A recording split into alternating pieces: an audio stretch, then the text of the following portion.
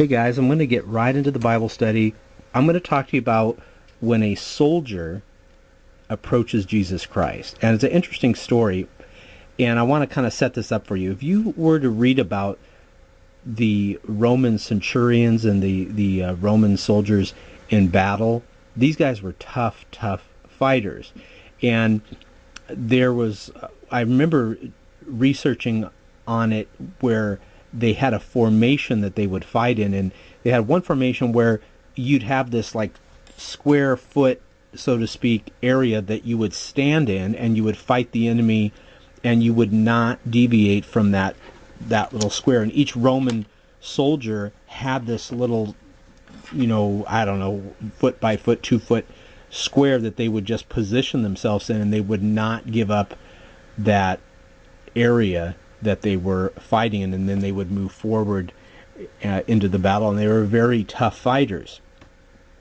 But in this world, in this modern age of liberalism and atheism, it is almost dishonorable to them, not to me or to you if you're a Christian, if you have faith without seeing something. Let's talk about that. To atheists, bless their sweet little hearts, and agnostics, and some people, they do not believe unless they see. Okay. Well, I'm going to tell you a little story. There was an atheist that went into a haunted house. There's a house called the Wolf Manor, and it's very famous. And he went in there all skeptical. He didn't believe in ghosts. And then he saw a ghost, an apparition, and he believed. Now, my question to you, did the ghost exist before the atheist believed? The answer is yes. Regardless of whether or not the atheist believed in the apparition, it did exist. It's just he came to believe it. So there are things that exist even though people don't believe them. Where am I going with this? Well, there's a notion in society that it is honorable to not believe something unless you see it physically with your eyes, with your eyeballs. But when you read this book, this Bible, Jesus talks about faith a lot. It's everything that he talks about. And he honors people that have faith. He actually does not honor people. He's not, how do I say it? He's not really saying, that's great that you have no faith. But the people that have faith, like this Roman centurion I'm going to talk about, notice how he is very respectful to the person that has faith. He wants us to have faith. Now, I'm going to say something that might, what's the word I'm looking for as I tap my fingers with my chin? Shock some of you guys. I believe in things that I haven't seen. Why can't I not believe in things that I haven't seen? Why shouldn't I?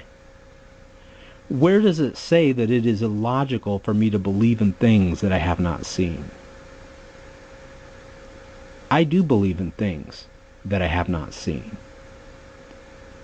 There's certainly nothing wrong with that. Jesus would agree with me on that. Jesus said, blessed are those that believe and have not seen. This totally goes contradictory to the world philosophy is, well, no, I can't believe it unless I see it. Yet, as I showed you in the atheist ghost analogy, there are things that exist regardless of if we've seen them or not. So let's go ahead and get right into this and look at the faith that this centurion has. He does have respect for Jesus. He comes to Jesus and says, Jesus is coming into Capernaum, and the centurion says, Lord, my servant lieth at home sick of the palsy, grievously tormented. And Jesus said unto him, I will come and heal him.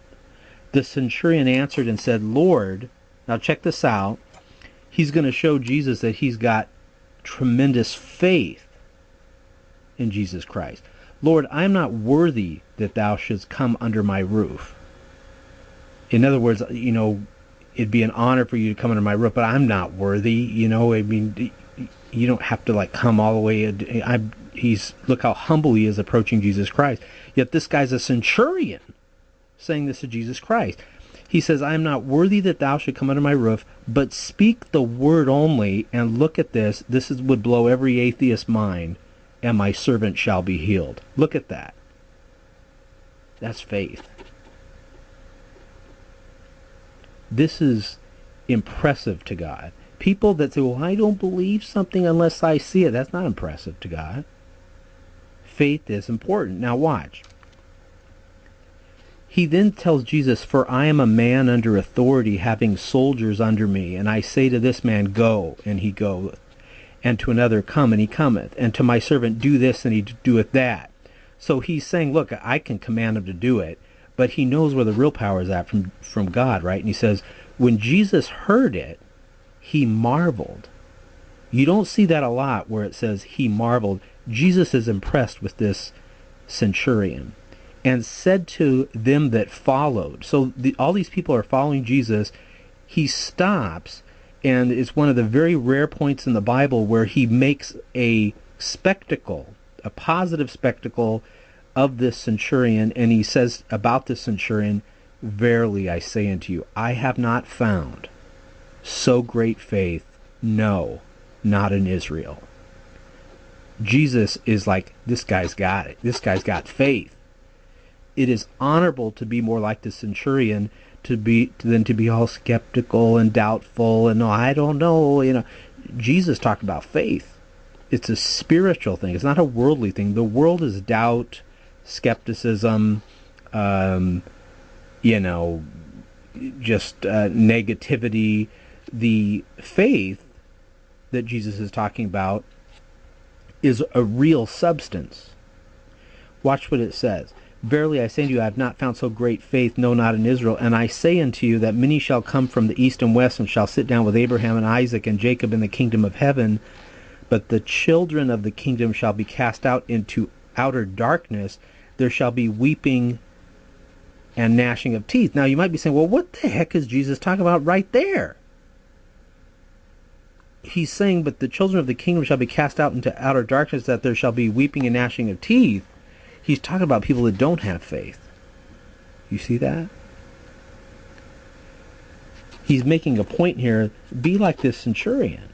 And Jesus said unto the centurion, go thy way, and as thou hast believed. Notice, the centurion, he had to believe in order to have faith. Faith cometh by hearing and believing and trusting in God. And Jesus says, so it be done unto thee. Now, we preach this gospel, and we preach this philosophy that Jesus talked about is having faith, even though you don't see it. Jesus said, blessed are those that believe but have not seen. Jesus talks to the disciples, and he wants people to be like you and I and to preach this message. Look what he says. He saith unto his disciples, the harvest truly is plenteous, but the laborers, that's you and I, brothers and sisters, but the laborers are few.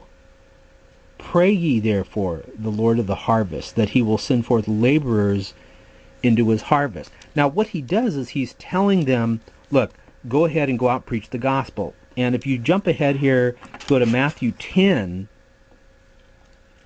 he's talking about people that reject the disciples as they're going out preaching the gospel. And Jesus doesn't say, well, that's their right to believe that, and he's not a liberal. Jesus said there are going to be some consequences. I'm telling you.